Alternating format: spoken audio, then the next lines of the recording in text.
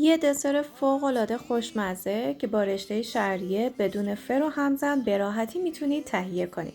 سلام به خوشمزه پزه کانال با آشپزخونه کیمیا، خیلی خوش اومدین. بریم که با هم این دسر بی‌نظیر رو داشته باشیم. برای آماده کردن این دسر یا این شیرینی فوق‌العاده خوشمزه نیاز داریم به یک بسته رشته شعریه که از لوازم قنادی ها و یا فروشگاه های معتبر میتونید تهیه کنید. رشته های شعریه رو باید کامل خرد کنیم. 100 گرم کره رو داخل تابه روی حرارت ملایم قرار میدیم تا کره کاملا باز بشه و رشته هایی رو که خرد کردیم رو به کره‌مون اضافه میکنیم و حدود 2 دقیقه تفت میدیم. رشته‌های شعریه رو شما میتونید با هر وسیله‌ای که دوست دارید و یا حتی با دست کامل اینها رو خرد کنید و بعد بریزید داخل تابه. خیلی زیاد تفت ندید که رشته‌هاتون رنگش تیره میشه و حتی ممکنه که خیلی زیادی از حد خشک بشه. همون 2 دقیقه کافیه با حرارت ملایم. و بعد 100 گرم شیر عسلی رو اضافه میکنیم و هم میزنیم و 1 دقیقه که هم خورد کنار میذاریم. برای قالبگیری این شیرینی یا دسر شما میتونید از قالب مافین استفاده کنید و یا از کپسول های کاپکیک که به صورت مقوایی و ضخیم هستند، نه از کپسول های کاغذی نازک.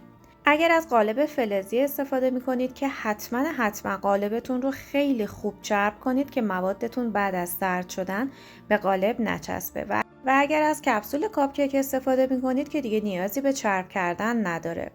همونطور که دیدید شعریه ها رو با یک گوشتکوب یا هر چیز دیگه، هر وسیله‌ای که دوست داشتید یه مقدار داخلش رو گود میکنیم. فقط دقت کنید که خیلی فشرده نکنید که دسر شما یه مقدار زیرش خشک میشه.